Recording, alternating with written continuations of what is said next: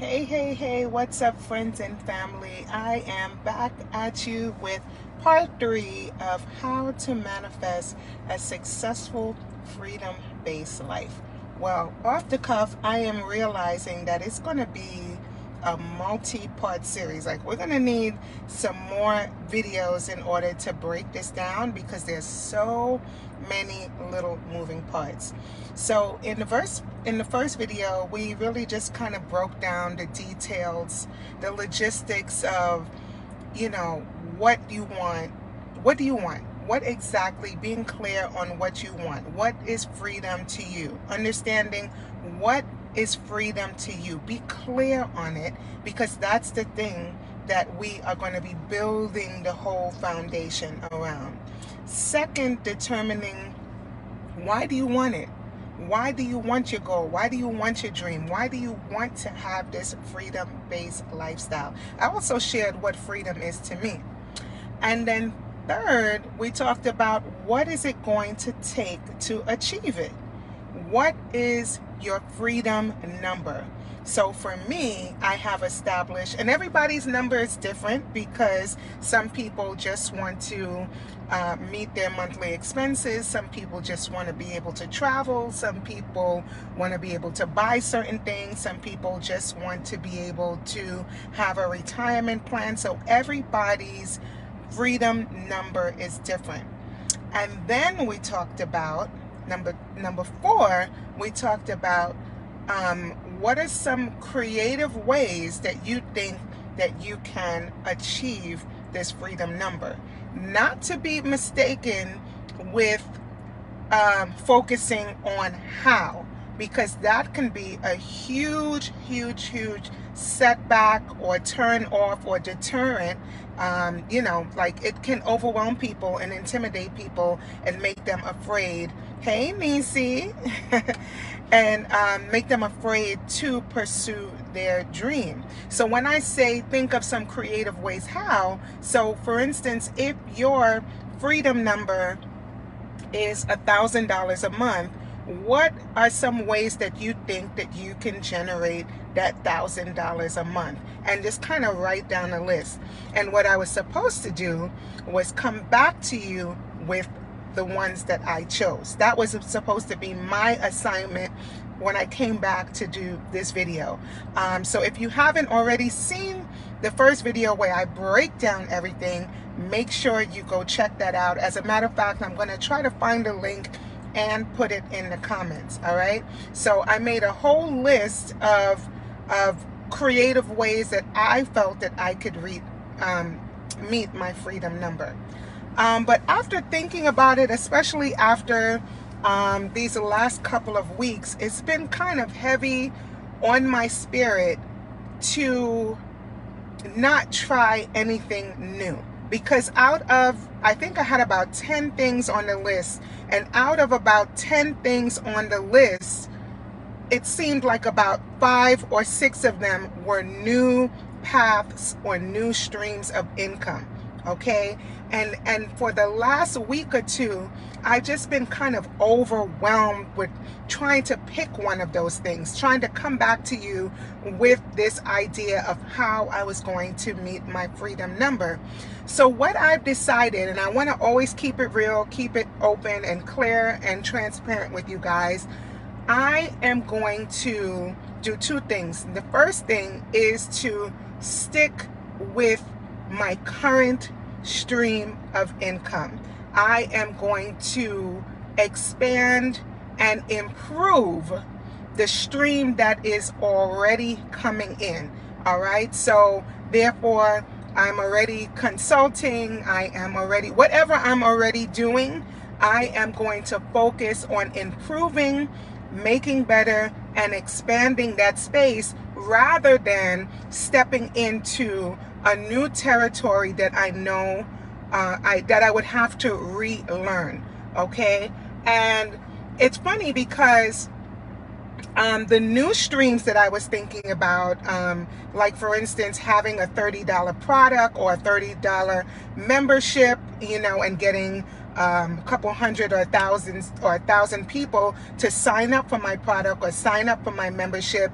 This was just like the most viable idea of them all, you know. And I decided that it was just agitating me. It was agitating me every time I had to learn about it. And I'm somebody who really enjoys business. I enjoy learning everything about business, implementing things about business, helping people start and grow their businesses. So for me to become agitated, that's something that I have to be aware of, and something you should also be aware of. And I became a little bit overwhelmed because now my daughters are turning 16, as you know. I've been talking about that for the last couple of days, how excited I am to celebrate and honor them. But they're also going to be starting their junior year of high school. And I've put a lot of expectations on myself as a parent to be involved, to be able to guide them through the process, to get them college ready if they choose and want to go to college or university. So that is really going to be taking up a large part of my space, and I wanted to be able to share that with you. So I am going to be focusing on motherhood. I'm going to be focusing on being a wife. Okay, I'm going to be focusing on strengthening my current relationships in business and my current streams that are already happening. So I'm going to be expanding and improving on the consulting and the teaching aspect, and my current clients, improving my role in the life of what I'm already doing. And you know, that is really a huge part of manifesting, is being able to identify that, you know what, there's times that you need to ramp up, and there are going to be times that you need to scale back in order to have the most power and the most focus. So I was listening to a sermon this Sunday by T.D. Jakes, and kind of toward the tail end, it wasn't even the topic of the sermon, but kind of toward the tail end, he made reference to why things are not working is because you're not giving it 100%. Maybe you have too much on your plate. Maybe you're trying to do too much, and that totally resonated with me, especially with trying to start something new in order to reach my freedom number. Like, all God requires from us is to show up as us 100%. And are we doing that in the areas that we are already working on? And for me, that resonated with me, because am I working at 100% in the areas that I've already been blessed? Am I working 100%, or am I taking it for granted? You know, so are you working at 100% capacity with the things that you already have on your plate, or are you spread too thin? Do you have too many things going on? And for me, that was the case. So instead of bringing on a new project or something new that I had to learn, I decided to clear off my plate and work with the things that I'm already doing.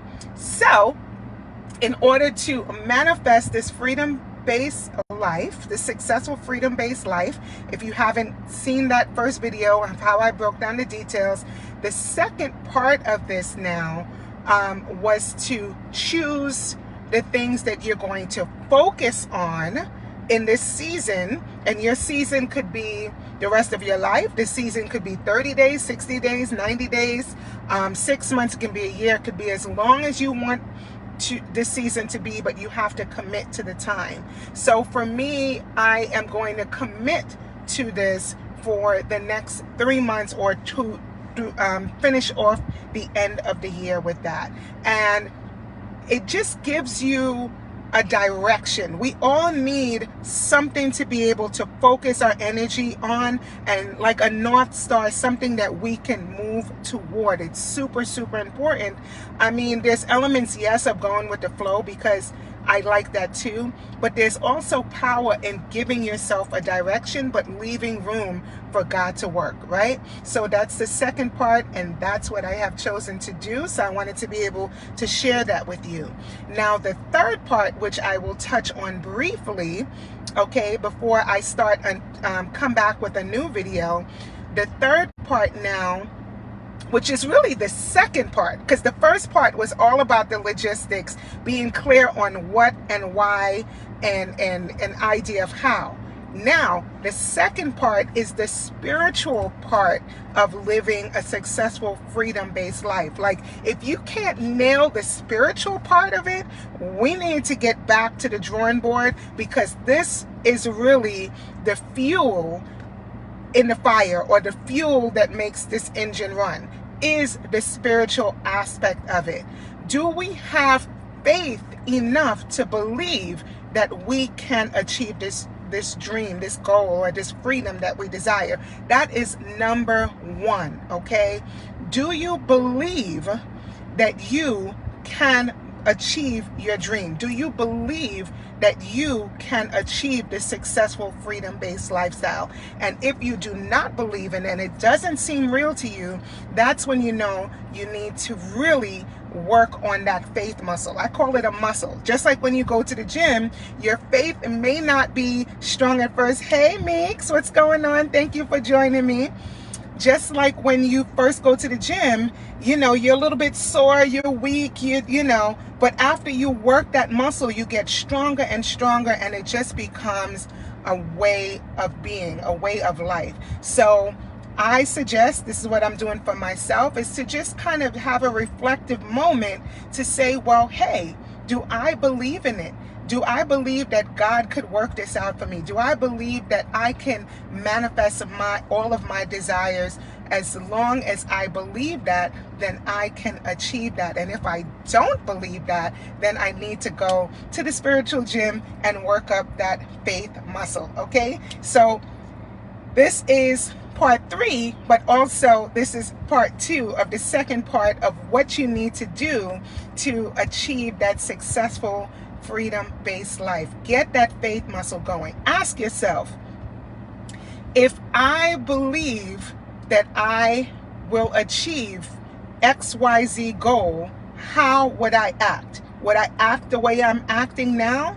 That's the question that I'm going to leave you with. So for instance, if your freedom number is $1,000 a month, or $2,000 a month, or to have regular vacations with your family, or to have money saved in the bank, or to be healthy or be healed of a disease or a sickness, or just to have peace.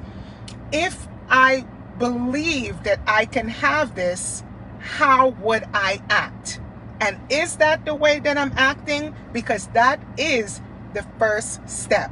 Okay, so I don't want to make this video too long. I feel like I've already been rambling for a while now. But this is why I have to break it down into different steps, because it really is a lot to absorb. But the good thing is that once you get it, you get it. You only need to be reminded of it, okay? So thank you guys so much for watching. If you are catching this live or on the replay and you made it to the end of this video, I want you to type in all caps faith, the word faith, right? F-A-I-T-H.